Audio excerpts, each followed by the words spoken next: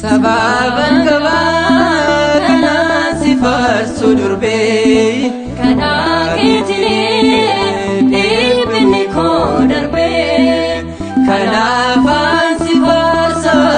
haadha koo yommuu siin dagatu garaa koo. Sababan gabaa kanaan si faarsu durbee kanaa keetilee dhibbinni koo darbee kanaafaan si faarsa haadha koo yommuu siin dagatu garaa koo.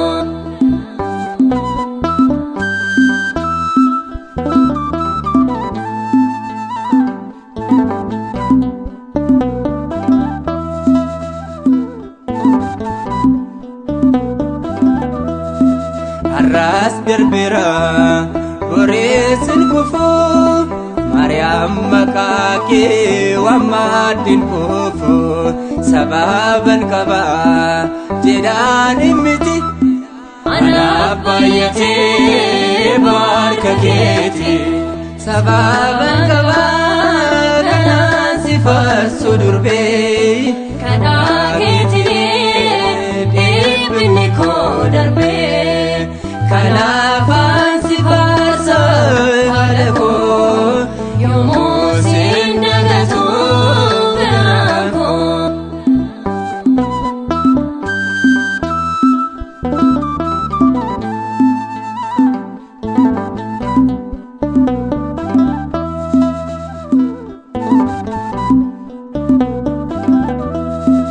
Arras berbera goresin kufu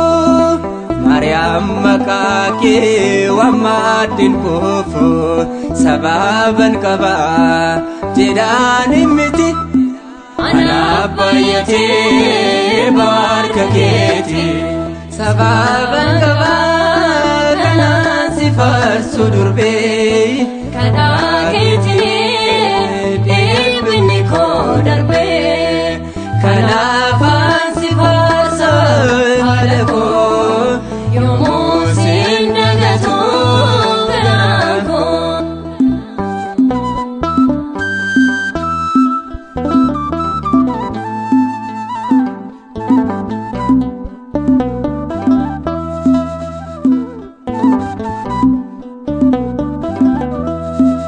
Nemati soko dumeessan yaasii qulqullettidha harmeen Yesuus daawessi faarse fuudhee bageela Mafaan dagadhaa hundaa kee kana Sababan gabaa kanaan si faarsu durbee kanaa keetilee dhibbinni koo darbee kanaafaan si faarsa haadha koo yommuu siin dagatu garaa koo.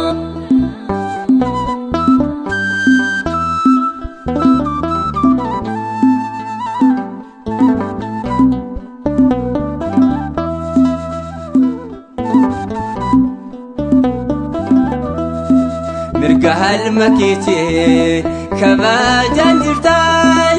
araarsummaa kee fundaaf kadhatta kennaa dhugaadha kan fannoo jala Dubree Maariyaamii haadha jaalala sababan gabaa kanaan si faarsu durbee